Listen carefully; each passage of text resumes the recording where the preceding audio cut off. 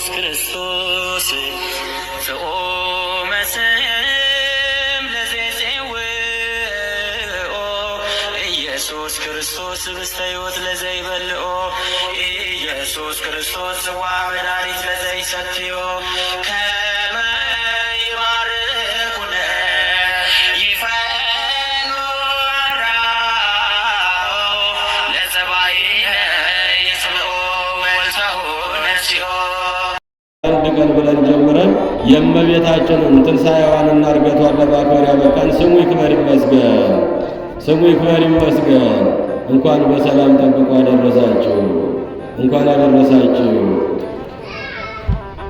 ወሶባኮ እግዚአብሔር ጸባኦት ዘአትረፈ ለነ ዘርአ የሰራዊት ጌታ ልዑለ ባሕሪ ቅዱሰ ባሕሪ እግዚአብሔር ንጹሕ ዘርን ባያስቀርልን ኖሮ እንደ ሰዶም በሆነ ገሞራንም በመሰልነ። ይህን ቃል የተናገረው ቅዱስ አባታችን ነቢየ እግዚአብሔር የተባለው ነቢየ ልዑል ተብሎ የሚጠራው ነቢዩ ቅዱስ ኢሳይያስ አባታችን ነው። ኢሳይያስ በትንቢቱ ምዕራፍ 1 ቁጥር 9 ላይ የሚገኝ ሕያውና ዘላለማዊ አምላካችን ቃል ነው። የሰራዊት ጌታ ልዑል እግዚአብሔር ንጹሕ ዘርን ባያስቀርልን ኖሮ እንደ ሰዶም በሆነ ገሞራንም በመሰልነ። ንጹሕ ዘር ንጽሕት ዘር ሰውን ከእግዚአብሔር ያስታረቀች ሰማይና ምድርን ያገናኘች ሰውና መላእክትን ያገናኘች እመቤታችን ንጽሕት ዘር የሰራዊት ጌታ ልዑል እግዚአብሔር ንጹሕ ዘር ባያስቀርልን ኖሮ እንደ ሰዶም በሆነ ገሞራንም በመሰልነ።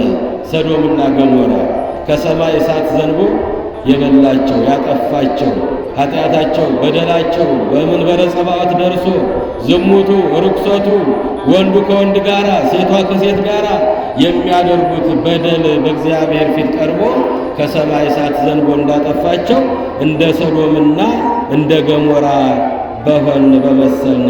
እግዚአብሔር አምላክ የሰራዊት ጌታ ንጹሕ ዘርን ባያስቀርልን ኖሮ እንደ ሰዶም በሆነ ገሞራንም በመሰልነ ብሎ ነቢየ ልዑል ኢሳይያስ አባታችን ስለ እመቤታችን ንጽሕት ዘርነት በትንቢት መነጽር አይቶ ተናግሯል። የእግዚአብሔር ልጆች ምእመናንና ምእመናት ነቢያት ስለ እሷ ትንቢት የተናገሩላት ሱባኤ የቆጠሩላት በብዙ ምሳሌ እየመሰሉላት የመጡት እመቤታችን ድንግል ማርያም የድኅነታችን ምክንያት የሆነች ንጽሕት ዘር እሷ ናት። የእግዚአብሔር ልጆች ምእመናን ነቢያት ስለ እሷ በብዙ ትንቢት ሲናገሩላት የኖሩት ይእቲኬ መድኃኒት እንተ ሐሰስዋ ወኦድዋ ነቢያት በትንቢት መነጽር በጉጉት ሲጠብቋት የኖሩት ከጥንት ጀምሮ ለሰው ልጆች ሁሉ የድኅነት ምክንያት የሆነች መድኃኒታችን ይህች ናት አለ ቅዱስ ጴጥሮስ። አንደኛ ጴጥሮስ ምዕራፍ 1 ቁጥር 10 ላይ መድኃኒታችን ይህች ናት ንጽሕት ዘር። አባታችን አዳም እናታችን ሔዋን እግዚአብሔርን በድለው ከገነት በወጡ ጊዜ እንባቸውን አፍሰው ደረታቸውን ደቁሰው ንስሐ ገብተው ወደ አምላካቸው ባለቀሱ ጊዜ በሐሙስ ዕለት ወበመንፈቀ ዕለት ተወለድ ወለተ ወለትከ ወእድኅ ውስተ መርህብከ ወእትቤዘወከ በመስቀሌ በወሞቴ 5500 ዘመን ሲፈጸም ከሰማየ ሰማያት ወርዳለሁ ከልጅ ልጅህ ከድንግል ማርያም እወለድልሃለሁ ብሎ ንጽሕት ዘር አምላካችን ፈጣሪያችን ለዓለም መድኃኒትነት የመረጣት ድንግል ማርያም እምቅድመ ይትፈጠር ዓለም ሰማይ ከመዘርጋቱ ምድር ከመመስረቱ በፊት በአምላክ ልቡና ታስባ ይኖረች። ክብርና ምስጋና ለእመቤታችን ይሁን። ሰማይ ከመዘርጋቱ ምድር ከመመስረቱ ሰውና መላእክት ከመፈጠራቸው በፊት በአምላክ ልቡና ታስባ ትኖር ነበረ። አዳምና ሔዋን እንደሚበድሉ ከሰማይ ወደ ምድር እንደሚወድቁ እግዚአብሔርን እንደሚበድሉ ከእግዚአብሔር እንደሚለዩ በኋላ ከ5500 ዘመናት በኋላ ንጽሕት ዘር እመቤታችን ከልጅ ልጅህ ተወልጄ በሜዳህ ላይ ተመላልሼ በመስቀል ተሰቅዬ ሥጋዬን ቆርሼ ደሜን አፍስሼ አድንሃለሁ ተብሎ ለአዳም የተሰጠችው የተስፋ ቃል እመቤታችን እግዝእትነ ማርያም ናት። ይእቲኬነ መድኃኒት እንተ ሐሰስዋ ወኦድዋ ነቢያት በትንቢት መነጽር በጉጉት ሲጠብቋት የኖሩት ከጥንት ጀምሮ ለሰው ልጆች የድኅነት ምክንያት የሆነች መድኃኒታችሁ ይህች ናት አለ ቅዱስ ጴጥሮስ አባታችን። መድኃኒታችን አይደለችም እንዴ? እናታችን አይደለችም እንዴ? አዎ አስታራቂያችን አይደለችም? እሷ ናት የእግዚአብሔር ልጆች ምእመናን። ለዚህ ነው አባታችን ቅዱስ ኢሳይያስ ነቢዩ ኢሳይያስ ከመወለዷ ከ700 ዓመት በፊት የነበረው ነቢይ ወሶብአኮ እግዚአብሔር ጸባዖት ዘአትረፈ ለነ ዘርአ የሰራዊት ጌታ ልዑለ ባህሪ ቅዱሰ ባህሪ እግዚአብሔር ንጽሕት ዘር ባያስቀርልን ኖሮ እንደ ሰዶም በሆነ ገሞራን በመሰልነ እመቤታችን ሰማይና ምድር የታረቀባት ሰውና እግዚአብሔር የተገናኘባት ድንግል ማርያም የእሷን ጾም ነው እየጾም የሰነበት ነው። የሰማችሁ ነው። የእሷን ጾም እየጾምን የሰነበት ነው። አማልጅን አስታርቂን፣ ከልጅሽ አስታርቂን፣ ወደ ልጅሽ ጸሎታችንን አሳርጊልን እያል ስሟን እየጠራን እየተማጸናት የኖር ነው። በዜና አበው ላይ አንድ ሰው ነበረ፣ እግዚአብሔርን የማይፈራ በጎ ሥራ የማይሰራ ዕድሜውን በሙሉ በኃጢአት የጨረሰ። እየሰማችሁ ነው። አንድ ሰው ነበረ።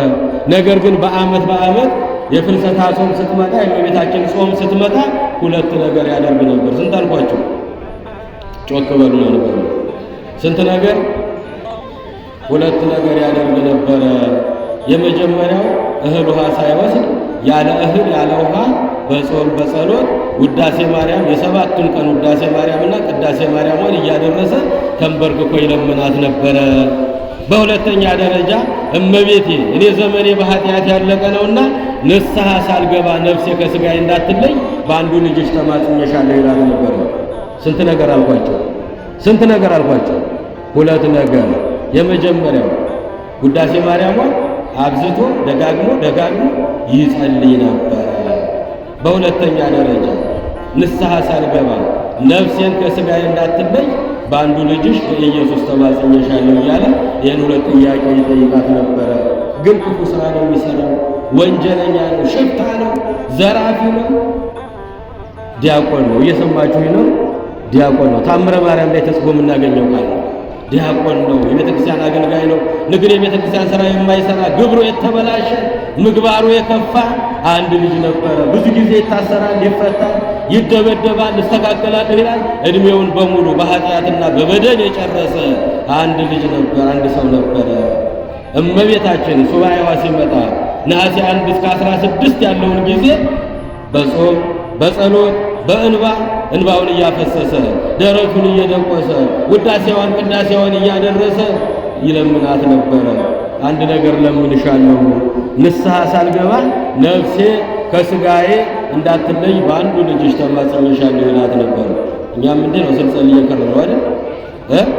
ለንስሐ እንዲያበቃን በፊቱ የሚያቆም ሥራ ለመስራት እንዲያበቃን ዕድሜ ለንስሐ እንዲሰጠን ለቅዱስ ሥጋው ለክቡር ደሙ እንዲያበቃን እየለመናት ነው አይደል? የሰነበት ነው። ያ ዲያቆን ይለምናት ነበረ። ከዕለታት አንድ ቀን እጅግ የከፋ ሥራ ሰርቶ ወንጀል ፈጽሞ ምእመናንም ካህናቱን ተሰብስበው ደበደቡት፣ ቀጠቀጡት። መግደል አለብን አሉ። ተሰብስበው አጥንቱ እስከሚደቅ ድረስ ቀጠቀጡት፣ ደበደቡት። ነፍሱ ከሥጋ ልትወጣ አልቻለችም። ከዚያ በኋላ ቢላ እያመጡ ሰውነቱን መቆራረጥ ጀመሩ። እየቆራረጡ ጣሉት። አሁንም ነፍሱ ልትወጣ አልቻለችም። ትክ ብሎ እነሱን ያያቸው ነበረ። የሰማችሁ ነው። ምን ይላቸው ነበር? እነሱን ያያቸው ነበረ። ነፍሱ ከሥጋ ልትለይ አልቻለችም። ቆራረጡት፣ በየቦታው ላይ ደበደቡት፣ አጥንቱ እስኪደቅ ቀጠቀጡት። ሊሞት አልቻለም። እሱ ያያቸው ነበር። ፈገግ እያለ ያያቸው ነበር። ምንድነው ምክንያቱ? እባክህ ንገረን አሉት። እመቤቴ ጋር ቃል ተገባብቻለሁ፣ ንስሐ ሳልገባ ኃጢአቴን ሳልናዘዝ ለካህን ሳልናገር ነፍሴ ከሥጋዬ እንዳትለይ በአንዱ ልጅሽ ተማጽኜሻለሁ ብያታለሁ። ስለዚህ ምንም ብታረጉ 30 ቦታ ቆርጣችሁ ብትሉኝ እኔ አልሞትም አላቸው። ክብር ምስጋና ለድንግል ማርያም ይሁን። አማላጃችን፣ አስታራቂያችን፣ የለመኗትን የማትነሳ የነገሯትን የማትረሳ የመድኃኔዓለም እናት። አያችሁ፣ ብዙ ቦታ ቀጠቀጡት፣ ደበደቡት፣ ቆራረጡት፣ ሊሞት አልቻለም። ምንድነው ምክንያቱ አሉ። ለእመቤቴ አንድ ቃል ገብታልኛለች፣ ቀብቼላታለሁ። ነሐሴ 1 ቀን ጀምሬ እስከ 15 ቀን ድረስ በጾም በጸሎት በእንባ እንባዬን እያፈሰስኩ ለቅሶ እያለቀስኩ ያለ እህል ያለ ውሃ ንስሐ ሳልገባ እንዳልሞት እመቤቴ እያልኩ ለምናት ነበረ። ስለዚህ ቃሉ አይታበልምና ምንም ብታረጉ ነፍሴ ከሥጋ አትወጣም አላቸው። ያን ጊዜ ከአካባቢያቸው ፈለጉና ካህን ፈልገው እሱ ወዳለበት ይዘው መጡ ይላል። እየሰማችሁ ነው? ከቃሉ ጋር ናችሁ? እሱ ወዳለበት ይዘው መጡ። ካህኑ ጋር አገናኙት። ከልጅነት እስከ ዕውቀት የሠራውን ኃጢአት በሙሉ ተናገረ። ምንም የጽድቅ ሥራ የለብኝም፣ ምንም የጽድቅ ፍሬ በእኔ ላይ አይገኝብኝም፣ ዕድሜን በሙሉ በኃጢአት ጨርሼዋለሁ። ነገር ግን እመቤቴን አንድ ነገር ስለምናት ኖሬአለሁ። ኃጢአቴን ሳልናዘዝ ለካህን ሳልናገር ንስሐ ሳልገባ ነፍሴን ከሥጋ እንዳትለይብኝ በአንዱ ልጅሽ ተማጽኜሻለሁ ብያታለሁ አለ። ያን ጊዜ ንስሐውን በሙሉ ለካህኑ ከተናገረ በኋላ ነፍሱ ከሥጋ ተለየችና ቅዱሳን ካሉበት ቅዱሳን መላእክት መጥተው እያሸመሸሙ ይዘዋት ወደ ገነት ገቡ ይላል። ክብርና ምስጋና ለእመቤታችን ይሁን። እሷን ያመነ እንደዚህ ነው። እግዚአብሔር ልጆች እንመናት፣ እንማጸናት። እችን 15ቷን ቀን እመቤቴ ይለ ነበር። ወድቆ በልቡ ተደፍቶ ያለ እህል ያለ ውሃ ንስሐ ሳልገባ እንዳልሞት እናቴ በአንዱ ልጅሽ ተማጽኜሻለሁ እያለ ይጠይቃት ነበር። እንግዲህ እመቤታችን የአምላክ እናት ለሁላችን መድኃኒታችን ናት። በዚህ ዓለም ላይ የኖረችው 64 ዓመት ነው። በእናት በአባቷ ቤት ስንት ዓመት ኖረች? ስንት ዓመት? በጾም በጸሎት በሱባኤ በፈቃደ አምላክ በምስራተ መልአክ እናታችን ቅድስት ሐና አባታችን ቅዱስ ኢያቄም ልጅ በማጣት ለዘመናት እንባቸውን ሲያፈሱ ኖረው ሲገፉ ሲገፈተሩ ውጡ ሲባሉ የእናንተን መሥዋዕት የእናንተን ጸሎት እግዚአብሔር አይቀበልም እያሉ ሲገፏቸው መገፋቱ መከፋቱ ብዙ ነበረ። በጾም በጸሎት በፈቃደ አምላክ በምስራተ መልአክ ለአባታችን አዳም የተናገረው እግዚአብሔር የነገረው የቀጠሮ ጊዜ ሲደርስ እመቤታችን ድንግል ማርያም ከቅድስት ሐና ከቅዱስ ኢያቄም ተወለደች። ገና በማኅፀን ሳለች ተአምራት ታደርግ ነበር። እየሰማችሁ ነው? ገና በማኅፀን ሳለች እውር ታበራ ነበረ፣ የሞተ ታነሳ ነበረ፣ ጎባጣ ታቀና ነበረ። እመቤታችን ስትነማራ ጎባጣ ታቀና ነበረ፣ እውር ታበራ፣ ለምጽ ታነጻ፣ የሞተ ታነሳ ነበር። ገና በእናቷ ማኅፀን ሳለች መድኃኒትነቷን ጀመረች። እመቤታችን የአምላክ እናት ድንግል ማርያም የሰማችሁ አይደል? እንዲህ ያለች እመቤታችን በእናት በአባቷ ቤት 3 ዓመት ተወልዳ 3 ዓመት ቆየች። ከ3 ዓመት በኋላ ለእግዚአብሔር በተሳሉት መሰረት ወደ ቤተ መቅደስ ወስደዋት በቤተ መቅደስ 12 ዓመት ቅዱሳን የሰማይ መላእክት እያመሰገኗት ሰማያዊ ህብስት ሰማያዊ ጽዋ እያመጡላት 12 ዓመት በቤተ መቅደስ ቆየች እመቤታችን። 3 እና 12 ስንት ይሆናል? 15 ዓመት። ከዚያ በኋላ በእግዚአብሔር ፈቃድ የጊዜው የቀጠሮ ጊዜ በደረሰ ጊዜ ከቤተ መቅደስ ወጥታ በአረጋዊው ባጎቷ በዮሴፍ ቤት እንድትቀመጥ የእግዚአብሔር ፈቃድ ሆነ። በዮሴፍ ቤት 9 ወር ተቀመጠች እመቤታችን የአምላክ እናት። 9 ወር በቅዱስ ዮሴፍ ቤት ተቀመጠች። 9 ወር ሲሞላ የተነገረው ትንቢት፣ የተቆጠረው ሱባኤ፣ የተመሰለው ምሳሌ ያ ቅድም ያልኳችሁ የተነገረው ሱባኤ በደረሰ ጊዜ እግዚአብሔር አምላክ ታላቁን መልአክ ቅዱስ ገብርኤልን ከሰማይ ወደ ምድር ላከው። የተነገረው ሱባኤ የተነገረው ትንቢት ነቢያት ስለሷ ትንቢት ሲናገሩላት ሱባኤ ሲቆጥሩላት ምሳሌ ሲመስሉላት ኖረው ነበረ። እምረሁ ቅሰ ርእይዋ ወተአምህዋ ነቢያት በሩቅ ሆነው አዩዋት፣ ተሳለሟት። በእምነት መነጽር ያዩዋት ነበረ። ድንግል ማርያም ዓለምን እንደምታድን በልጇ ዓለም የሚያድን ልጅም እንደምትወልድ ይናገሩላት ነበረ። ያን ጊዜ ቀጠሮ ቀን በደረሰ ጊዜ የእግዚአብሔር መልአክ ከሰማይ ወረደ። 9 ወር በሞላት ጊዜ ተፈሥሒ ፍሥሕት ኦ ምልዕተ ጸጋ እግዚአብሔር ምስሌኪ ጸጋን የተሞላሽ ሆይ ደስ ይበልሽ አላት። ክብርና ምስጋና ለአምላካችን ይሁን። ደስ ይበልሽ አላት። የእግዚአብሔር መልአክ ነው። እግዚአብሔር ፊት የሚቆም መልአክ ነው። ዛሬም በሰላመ ቅዱስ ገብርኤል መልአክ እያልን የምንጸልየው ጸሎት ከቅዱስ ገብርኤልና ከቅድስት ኤልሳቤጥ የተወሰደ ጸሎት ነው። ተፈሥሒ ፍሥሕት ኦ ምልዕተ ጸጋ እግዚአብሔር ምስሌኪ እግዚአብሔር ከአንቺ ጋር ነውና ጸጋን የተሞላሽ ሆይ የደስታ መፍሰሻ ሆይ ደስ ይበልሽ አላት። እነሆ ትጸንሻለሽ፣ ወንድ ልጅንም ትወልጃለሽ፣ ስሙንም ኢየሱስ ብለሽ ትጠሪዋለሽ። እሱም ሕዝቡን ሁሉ ከኃጢአታቸው የሚያድናቸው ይሆናል። ለመንግስቱም ፍጻሜ የለውም እያለ ይህንን ሲነግራት ይኩነኒ በከመ ትቤለኒ ያለች። ክብርና ምስጋና ለእመቤታችን ነው። እመቤታችን ሰማይና ምድር የማይችለውን ጌታ በማኅፀኗ ተሸከመች። ለአዳም የገባው ቀጠሮ ጊዜ በደረሰ ጊዜ 5500 ዘመን ሲፈጸም ከሰማይ ወርድልሃለሁ፣ ከድንግል ማርያም ከልጅ ልጅ እወለድልሃለሁ፣ በሜዳ ተመላልሼ ሥጋዬን ቆርሼ ነፍሴን ሥጋዬን ቆርሼ ደሜን አፍስሼ ከሲኦል መከራ አወጣሃለሁ ብሎ ለአዳም የገባው የቀጠሮ ጊዜ በደረሰ ጊዜ ቅዱስ ገብርኤል የምሥራች ይዞ መጣ። ለ5500 ዘመን ሲናፍቀን የነበረውን ታላቁን የምሥራች የዓለም የድኅነት ጊዜ መድረሱን ለእመቤታችን ሊያበስራት መጣ።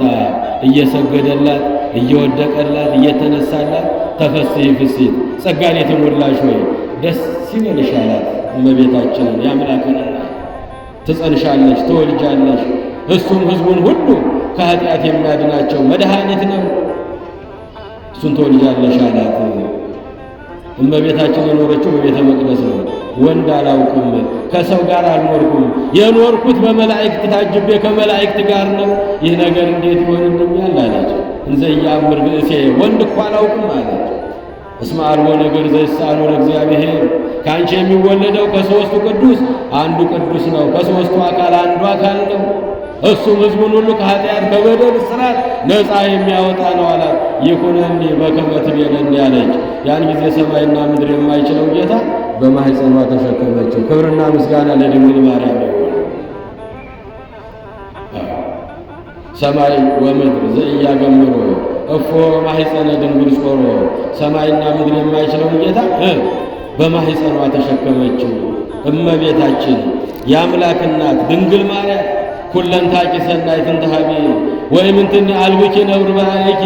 አባታችን ጥበብ የተሞላው አባቷ ቅዱስ ጥበበኛው ሰሎሞን አንቺ ወዳጄ ሆይ ውዴ ሆይ ሁለንተናሽ ውብ ነው አላት። እመቤታችን ሁለንተናሽ ንጹሕ ነው፣ ሁለንተናሽ ንጹሕ ነው። ንጽሕት ዘር የሰራዊት ጌታ ልዑል እግዚአብሔር ንጹሕ ዘርን ባያስቀርልን ኖሮ እንደ ሰዶምና እንደ ገሞራ በሆነ ነበር ያለው የኢሳይያስን ሁለንተናሽ ውብ ነው አለ። አባታችን ቅዱሱ የዳዊት ልጅ ሰሎሞን አባታችን ሁለንታኪ ሰናይትን ተሃቤ ወይምንትኒ አልብኪ ነውር በላዕሌኪ ወዳጄ ሆይ አላት። ሁለንተናሽ ውብ ነው፣ ነውር የለብሽም፣ ነቀፋ የለብሽም፣ እድፍ ጉድፍ የለብሽም፣ ሁለንተናሽ ውብ ነው አላት። እመቤታችንን ዓይኖቿ ውብ ናቸው። የእግዚአብሔር ልጆች ምእመናን፣ የእኛ ዓይን ስንት ነገር ያያል፣ አይቶ ስንት ነገር ይመኛል። የቀደመችቱ የሕያዋን ዓይን ዕፀ በለስን ፍሬዋን ተመለከተች። ያችን የሞት የምታመጣውን ዕፀ በለስ ፍሬን ትክ ብላ አየችባት ሕያዋን እናታችን ድንግል ማርያም ደግሞ የቅዱስ ገብርኤልን ዓይን አየች። ቅዱስ ገብርኤልን ፊት ለፊት ታየው ነበረ። የዓይኖቿ ውብ ናቸው የእመቤታችን ዓይኖች። እየሰማችሁ ነው? እየሰማችሁ ነው? ከቃሉ ጋር ናችሁ? እግዚአብሔር ከሁላችን ጋር ይሁን። ዓይኖቿ ውብ ናቸው የእመቤታችን ዓይኖች። የሕያዋን ዓይን ያን ሞት የሚያመጣው ያንን ዕፀ በለስ ፍሬ ትክ ብላ ተመለከተችበት። መድኃኒታችን እናታችን እግዝእትነ ማርያም ደግሞ መድኃኒታችንን ሕይወታችን ኢየሱስ ክርስቶስን በዓይኖቿ አየችበት። ሰማይን የዘረጋውን ምድርን በውሃ ያጸናውን ሰውና መላእክትን የፈጠረውን ሰማዩን ምድሩን ባህሩን የብሱን ፈጥሮ የሚገዛውን በዓይኖቿ ለመጀመሪያ ያየችው እመቤታችን ድንግል ማርያም ናት። ዓይኖቿ ውብ አይደሉም? የእግዚአብሔር ልጆች አይደሉም? የሰማይ የምድሩን ጌታ አየችበት እመቤታችን። ሔዋን ዕፀ በለስ ፍሬውን አየችበት። የእመቤታችን ጆሮዎቿ ውብ ናቸው። የታላቁን መልአክ የቅዱስ ገብርኤልን የምሥራች ድምፅ ሰማችበት። ጸጋን የተሞላሽ ሆይ የደስታ መፍሰሻ ሆይ ደስ ይበልሽ፣ ትጸንሻለሽ፣ ትወልጃለሽ፣ የምትወልጂውም ልጅ መንግሥቱ የዘላለም ነው፣ መንግሥቱ አያልፍም፣ ሕዝቡንም ከኃጢአት ከበደል የሚያወጣ ነው እያለ ሲነግራት የቅዱስ ገብርኤልን ድምፅ ሰማችበት። እናታችን ቅድስተ ቅዱሳን ንጽሕተ ንጹሐን ድንግል ማርያም ጆሮዎቿ ውብ ናቸው። ሁለንታኪ ሰናይትን ተሃቤ ወይምንትኒ አልብኪ ነውር በላዕሌኪ በአንቺ ነውር የለብሽም፣ ነቀፋ የለብሽም። ውዴ ሆይ ወዳጄ ሆይ ሁለንተናሽ ውብ ነው አላት አባታችን መኃልየ መኃልይ ምዕራፍ 4 ቁጥር 7 ላይ መጽሐፍ ቅዱስ ለምታነቡ የእናታችን የሔዋን ጆሮ የዲያብሎስን ድምፅ ሰማችበት። እየሰማችሁ ነው። ጆሮዎቿ ረከሱ፣ ዓይኖቿ ረከሱ። የሔዋን የዲያብሎስን ያን የሞት መንገድ ይህን ዕፀ በለስ ብትበሉ ዓይኖቻችሁ ይገለጣሉ፣ እንደ እግዚአብሔር ትሆናላችሁ፣ ሁሉን ታውቃላችሁ፣ ይህችን እንዳትበሉ የከለከላችሁ እንደሱ ሁሉን አዋቂ እንዳትሆኑ ነው እያለ ሲሰብካል በጆሮቿ የዲያብሎስን ድምፅ ሰማችበት። እናታችን ድንግል ማርያም ደግሞ ሕይወት የሆነውን ድህነት የሆነውን የዓለም መድኃኒት የሆነውን መንግሥቱ የዘላለም መንግሥት የሆነውን እሱን ትወልጃለሽ፣ እሱም ሕዝቡን ሁሉ ከኃጢአትና ከበደል እስራት ነፃ ያወጣቸዋል እያለ ሲነግራል የቅዱስ ገብርኤልን ድምፅ ሰማችበት። ጆሮቿ ምንድን ናቸው? ጆሮቿ ምንድን ናቸው? ውብ ናቸው፣ ነውር የለባቸው፣ ነቀፋ የለባቸው። የእናታችን የሔዋን እጆች ዕፀ በለስ ፍሬ ቀጥፋ በላችበት። እየሰማችሁ ነው። የዕፀ በለስ ፍሬ ቀጥፋ በላችበት። የድንግል ማርያም እጆች ደግሞ እሽሩሩ እያለች መድኃኔዓለምን አቅፋ አሳደገችበት። ክብርና ምስጋና ለድንግል ማርያም ይሁን። እሷ ናት እናታችን።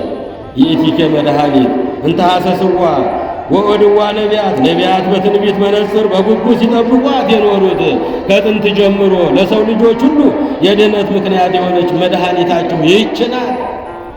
መድኃኒታችን ይህች ናት። አስታራቂያችን እሷ ናት። አማላጃችን እሷ ናት። የሔዋን እጆች ዕፀ በለስ ፍሬን ቀጥፋ በላችበት።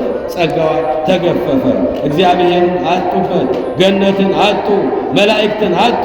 ወደ ምድረ ፋይድ መጡበት። ያንን ዕፀ በለስ ቀጥፋ በመብላቷ የእመቤታችን እጅ ደግሞ መድኃኔዓለምን አቅፋ እሹሩ እያለች እያጎረሰች አሳደገችበት። ክብርና ምስጋና ለእመቤታችን ይሁን። ክብርና ምስጋና ለእመቤታችን ይሁን። ሁለንተናሽ ውብ ነው፣ ነውር የለብሽም፣ ነቀፋ የለብሽም አላት ጠቢቡ ሰሎሞን አባታችን። የእግዚአብሔር ልጆች ምእመናን የእመቤታችን ሕዋሳቶቿ ሁሉ ውብ ናቸው፣ ንጹሕ ናቸው፣ ቅዱስ ናቸው። እግሮቿ ውብ ናቸው። በቤተ መቅደስ ከመላእክት ጋር ኖረችበት።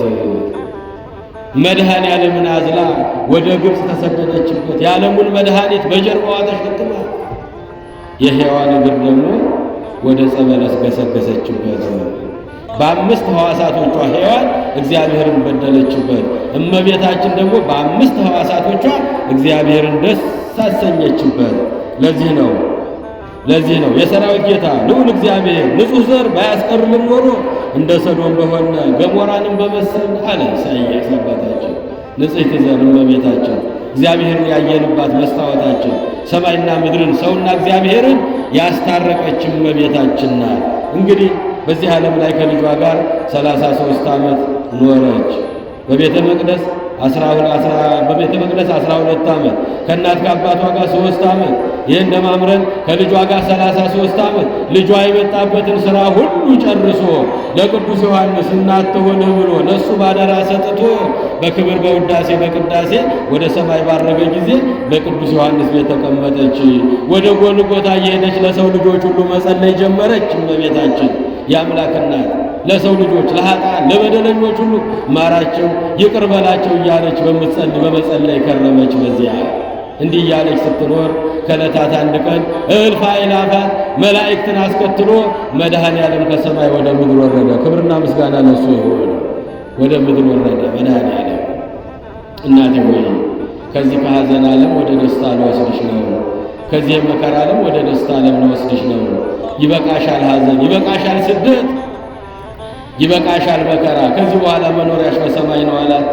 ያንተ እናት ሆኜ አንተን ወልጄ አንተን አጥብቼ አንተን አሳድጌ ሞት ይገባኛልን አለች እመቤታችን። ክብርና ምስጋና ለድንግል ይሁን። ሞት እንዴት ይገባኛል አለች። ያን ጊዜ መላእክትን አዘዛቸው፣ ወደ ሰማይ አሳርጓት አለ።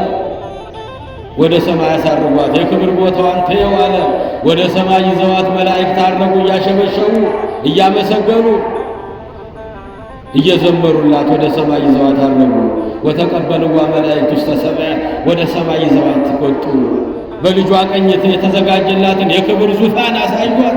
ዘአይን ርኤ ወእዝን ሰማ ውስተ ልበ ሰብእ ዘይትሃሌ፣ የሰው ዓይን ያላየውን የሰው ጆሮ ያልሰማውን በሰው ልቦና ያልታሰበውን ያን የወርቅ ዙፋን በመድኃኔዓለም ቀኝ የተዘረጋላትን ያንን ስፍራ አሳዩአት። መኖሪያሽ ይሄ ነው አሏት።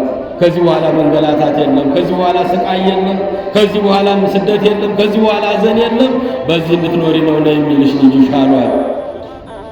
ነቢዩ ዳዊት አስቀድሞ እንደተናገረላት ወትቀውም ንግሥት በየማንከ በአልባሰ ወርቅ ጽፍቶ ኅብርት ንግሥተ ሰማይ ወምድር የወርቅ ዘውድ ደፍታ የወርቅ ግምጃ ተዘርግቶላት የወርቅ ዘውድ ተዘጋጅቶላት የወርቅ ወንበር ተነጥፎላት በዚያት በቀኝ ትቆማለች ብሎ የተናገረው ትንቢት ይፈጸም ዘንድ መኖሪያ ስፍራዋን አሳዩአት። ይሄ ነው መኖሪያሽ፣ ከኔ በስተቀኝ ነው፣ ዙፋኑም ይሄ ነው አላት መድኃኔዓለም ክርስቶስ። ከዚያም በሰማይ ያሉትን ቦታዎች ሁሉ አስጎብኛት ብሎ መላእክትን አዘዛቸው። ይዘዋት ወደ ገነት ሄዱ። በገነት ያሉ ነፍሳትም ደስ አላቸው። ወተቀበልዋ ነፍሳተ ኩሎሙ በሲኦል በገነት ያሉ ነፍሳት ሁሉ እንደ ቅጠል እርግፍ ብለው ሰገዱላት። በአማን እግዝእትነ በአማን መድኃኒትነ እያሉ መድኃኒታችን አስታራቂያችን መጣሽን ብለው ሁሉም ሰገዱላት። ክብርና ምስጋና ለእመቤታችን ይሁን። ከዚያም ወደ ሲኦል ወሰዷት አለ። በዚያም ያለውን ስቃይ ተየዋለ። በሲኦል አፋፉ ላይ ሄደች እመቤታችን። በዚያ ሆነው እሳት እየፈጃቸው ትል እየበላቸው ብዙ ነፍሳት በስቃይ ውስጥ ሆነው አየቻቸው እመቤታችን። እነሱም ዋይ ዋይ ዋይ ይሉ ነበር በሲኦል ሆነው። እሷም አለቀሰችላቸው። ወይኒተ አሌኒተ መኑ እምዜሎሙ ለውሉደ ሰብእ ከመ ይምጽኡ ወደዚህ የመከራ ስፍራ እንዳይመጡ ለሰው ልጆች ይህን ስፍራ ማን ባሳያቸው ማን በነገራቸው አለችና አለቀሰችላቸው። በዚህ ጊዜ ወደ ልጇ መለሷት። እያለቀሰች ተመለሰች። ምነው እናቴ ምን ያስለቅስሻል? ምነው አዝነሻል? አለ። በሲኦል ያሉ ነፍሳት እየተሰቃዩ ነው፣ እሳት እየፈጃቸው ትል እየበላቸው፣ በዚህ ምክንያት ነው እንባ የሚፈሰው አለችው።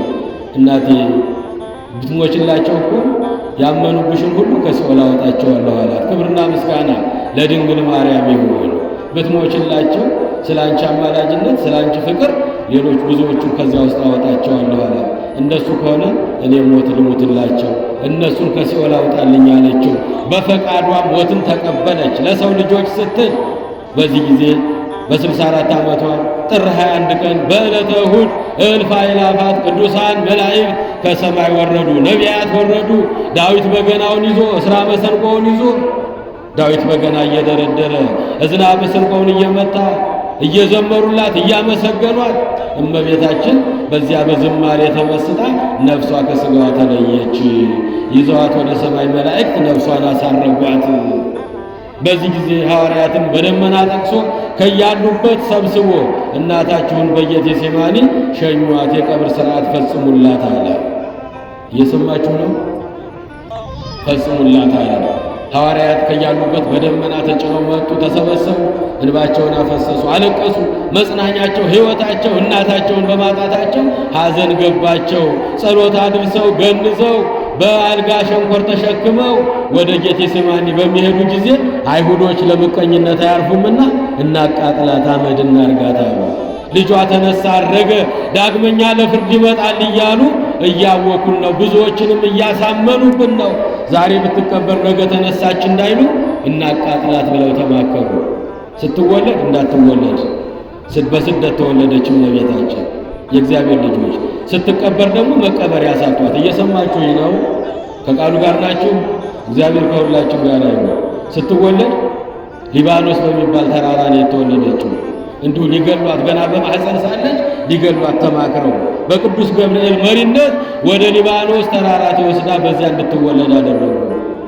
በጫካ በዱር። አሁን ደግሞ ስትቀበር መቀበሪያ ሳቷት። መቀበር የለባትም መቃጠል ነው ያለባት። ማንደድ አለብን። ነገ ተነሳች አረገች እንዳይሉን ብለው አይሁዶች በምቀኝነት ተነሱ። ታውፋና የሚባል ሰው መጣ። የአልጋውን ሸንኮር ያዘ። አውርጄ ገልብጬን ያቃጥያ አመድ አረጋታለሁ አለ። እጆቹን ወደ ቃሬዛው ላይ ዘረጋ። ያን ጊዜ እግዚአብሔር መልአክ ቅዱስ ገብርኤል ከሰማይ ወረደ። ክብርና ምስጋና ለቅዱስ ገብርኤል ይሁን። ወረደ የእግዚአብሔር መልአክ፣ ሁለት እጁን በሰይፍ ቀጣው። ከትከሻና ከትከሻው ገነጠለና ጣለው። ሁለት እጆቹ በአልጋው ሸንኮር ላይ በዚያ በቃሬዛው ላይ ተንጠልጥለው ቀሩ። ማሪኝ አለ፣ ይቅር በይኝ አለ፣ በድያለሁ አለ፣ ተንከባለለ። ሁለት እጆቹ ከትከሻና ትከሻው ተቆርጠው አልጋው ላይ ተንጠልጥለዋል። ያን ጊዜ ድንግል ማርያም ቀና አለችና ቅዱስ ጴጥሮስን እንደ ቀድሞ ከትከሻና ከትከሻው ጋር አገናኝለት አለች። አዛኝ ናት፣ ርሪት ናት። ሊያቃጥላት ነው የመጣው። አመድ ሊያረጋት ሊገለብጣት ነው የመጣው። እሳት ሊያነዳት ነው የመጣው የእግዚአብሔር ልጆች። እሷም እንደ ልጇ ርሪት ናት እመቤታችን። ልጇ እየሰቀሉት ይቅር በላቸው፣ በችንካር እየመቱት ይቅር በላቸው፣ በጦር እየወጉት ይቅር በላቸው፣ ምራቅ እየተፉበት ይቅር በላቸው፣ ልብሱን እየገፈፉት ይቅር በላቸው ይል ነበረ። እሷም እንደ ልጇ ሊያቃጥላት የመጣውን ቀጥልለት፣ ከትከሻና ከትከሻው አገናኝለት አለችው። ቅዱስ ጴጥሮስ ወስዶ ከትከሻና ከትከሻው ሲያገናኝለት እንደ ቀድሞ ድኖ ተነሳ። ክብርና ምስጋና ለድንግል ማርያም ይሁን። ቀድሞ እንደነበረው ተነሳ። ያን ጊዜ ወደቀና ሰገደላት። ማርያም ያለ ለእመቤታችን ሰገደላት። በዚህ ጊዜ ቅዱሳን መላእክት ሥጋዋን ይዘው ወደ ሰማይ ያሳረጓት። በዕፀ ሕይወት ስር በገነት መካከል በዕፀ ሕይወት ስር አስቀመጧት። ዮሐንስ ብቻ ይሄን ምስጢር ያውቃል። ሐዋርያት አላዩም ነበረ። እመቤታችን የት አረፈች? እመቤታችን የት ነው ያለችው? እያሉ ይጨነቁ ነበረ። እየተጨነቁ ሳለ ወልደ ነጎድጓድ ዮሐንስ መጣና ገነት መካከል ውስጥ በዕፀ ሕይወት ስር ተቀምጣ መላእክት ዕጣን እያጠኑላት እየዘመሩላት እመቤታችን በዕፀ ሕይወት ስር በገነት ነው ያለችው አላቸው እነሱ። በዚህ ጊዜ ዮሐንስ ያየውን ምስጢር እኛም ማየት አለብን አሉ። በሚያዝያ በግንቦት እንዳይጾሙ ዘመነ ፋሲካ ነበረ። እየሰማችሁኝ ነው? ከቃሉ ጋር ናችሁ? በሚያዝያ በግንቦት እንዳይጾሙ ዘመነ ትንሣኤ ዘመነ ፋሲካ ነበረ። በዛ ጊዜ ማዘን፣ መተከዝ፣ መጾም ስለማይገባ ያንን ጊዜ ያለፉት። በሰኔ እንዳይጾሙ የሰኔ ጾም ደግሞ የነሱ ጾም ሐዋርያት ነበረ። የ40 ቀን ጾም ነበረ። በዚያ ምክንያት ቀኖች እየገፉ መጥተው ነሐሴ 1 ቀን ጀምረው ሱባኤ ገቡ። ዮሐንስ ወልደ ነጎድጓድ ያየውን እኛም ማየት አለብን አሉ። ቅኑ ለእንተ ተአቢ ጸጋ መድኃኒት ለነፍስ ወሥጋ፣ ለነፍስ ለሥጋ መድኃኒት ለሆነ ለመልካም ነገር ቅኑ ይላል መጽሐፍ ላይ። ለበጎ ነገር ቅኑ፣ ለክፋት አይደለም። በሰው ኑሮ፣ በሰው ገንዘብ፣ በሰው ሀብት፣ በሰው ትዳር አትቅኑ። የእግዚአብሔር ልጆች በሚጾሙ፣ በሚጸልዩ፣ በሚያስቀድሱ፣ ንስሐ በሚገቡ፣ ቅዱስ ሥጋውና ክቡር ደሙን በሚቀበሉ ሰዎች ቅኑ። እኔስ መቼ ነው ለዚህ ክብር የምበቃው በሉ። ሐዋርያት ቀኑ። ዮሐንስ ያየውን ምስጢር እኛ ሳናይ ለምን ቀረን አሉ። ከነሐሴ 1 ቀን ጀምረው በእፍኝ ሽምብራ በጥርኝ ውሃ ጾሙ፣ ጸለዩ። ለምኑ ይሰጣችኋል፣ ፈልጉ ታገኛላችሁ፣ አንኳኩ ይከፈትላችኋል ብሏል። ክብርና ምስጋና ለአምላካችን ይሁን። ያምኑት ነበረ። ጥያቄያቸውን እንደሚመልስላቸው በፍጹም ልባቸው ያምኑ ነበረ። ወኩሎ ዘሰአልክሙ በጸሎት እንዘ ተተአመኑ ተነስኡ፣ ሳትጠራጠሩ በፍጹም ልብ አምናችሁ የጸለያችሁትን የለመናችሁትን ታገኛላችሁ እያለ ነግሯቸው አስተምሯቸው ነበረ። ከነሐሴ 1 ቀን ጀምረው እመቤታችንን ለማየት ጸለዩ። ዮሐንስ ወልደ ነጎድጓድ ከ12ቱ አንዱ የሆነው ያየውን ምስጢር ሳናይ ለምን ቀረን ብለው ጾሙ፣ ጸለዩ። በእፍኝ ሽምብራ በጥርኝ ውሃ በፍቅር ሆነው በእምነት ሆነው ጾሙ፣ ጸለዩ። ክብርና ምስጋና ለአምላካችን ይሁንና በ14ኛው ቀን እናታችን እመቤታችን ባረፈች ከ205 ቀን በኋላ ትኩስ አስከሬን ሽታው መዓዛው እጅግ የሚመስጥ ትኩሱን አስከሬን አምጥቶ ለሐዋርያት አስረከባቸው። ክብርና ምስጋና ለድንግል ማርያም ይሁን። በዚህ ጊዜ ደስ አላቸው። ጥያቄያችን ተመለሰላቸው። እኛም ጾመናል፣ ጸልየናል። ጥያቄያችን እንዲመለስ በእምነት ጸንተን፣ በሃይማኖት ጸንተን፣ በምግባር ጸንተን ሳንጠራጠር አምላካችንን እንለምነው።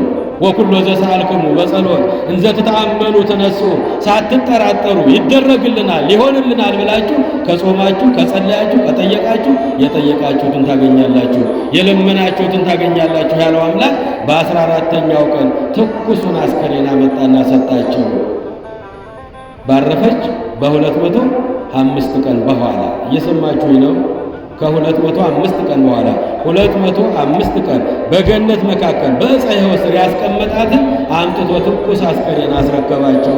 ገንዘው አጥበው ጸሎት አድርሰው ዘምረው አመስግነው ደስ ብሏቸው ወደ ጌቴሴማኒ ወስደው በጌቴሴማኒ አሳረፏት ድንግል ማርያም። የሰማችሁ ነው። አሳረፏት። በእነሱ መካከል ቶማስ አልነበረም። በሩቅ አገር መከራ እየተቀበለ ነበረ። በሱባኤ አብሮ ለመጾም ለመጸለይ ሱባኤ ለመግባት አልቻል። ባለበት ሆኖ ግን እየጾመ እየጸለየ ነበረ። ደመና ጠቅሶ ሐዋርያት እንዴት ሆኑ?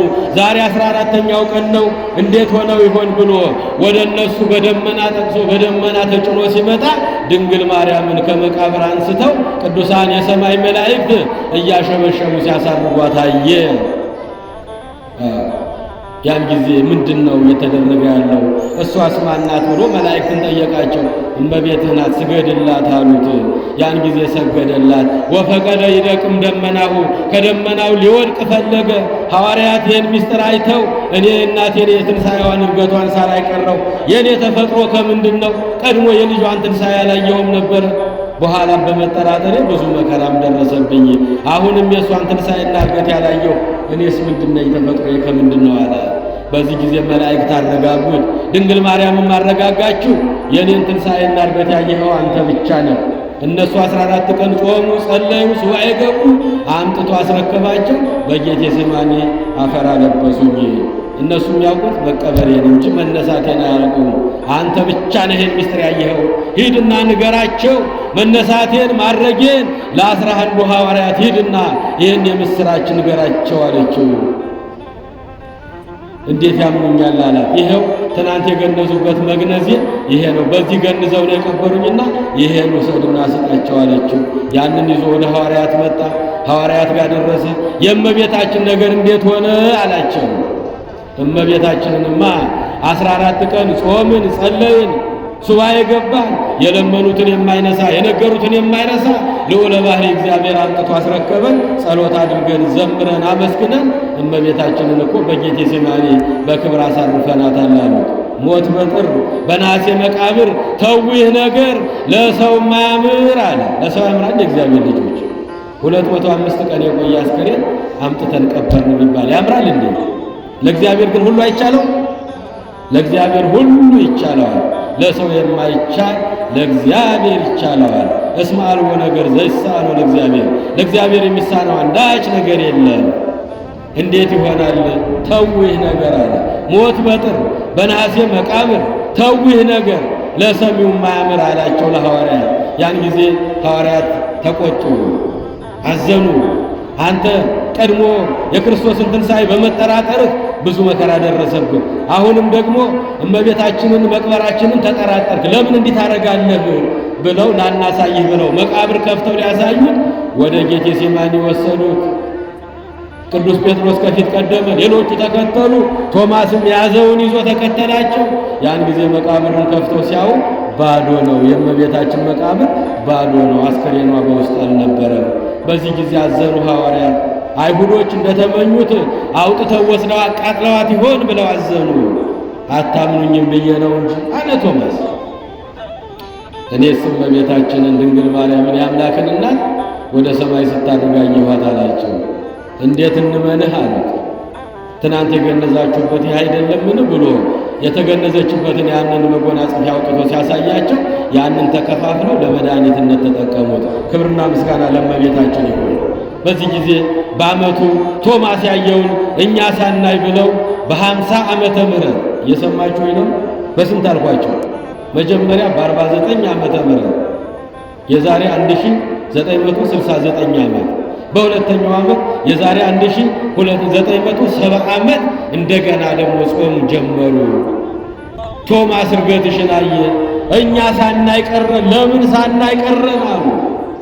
ለመልካም ነገር ቀኑ። ዮሐንስ ያየውን ሳናይ ብለው በመጀመሪያ ጾሙ።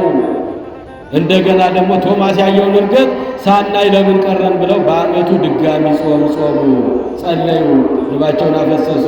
ከትናንት በስቲያ ያከበርነው ከምድር ወደ ሰማይ ይዟቸው ሐዋርያትን ወጣ። በ16ኛው ቀን መድኃኔዓለም እናቱ ድንግል ማርያምን መንበር አድርጎ ራሱ ቀዳሽ ሆኖ ቅዱስ ጴጥሮስ ተራዳይ ቄስ ሆኖ እስጢፋኖስን ዲያቆን አድርጎ ቀድሶ 12ቱን ሐዋርያት አቆረባቸው። ክብርና ምስጋና ለድንግል ማርያም ይሁን።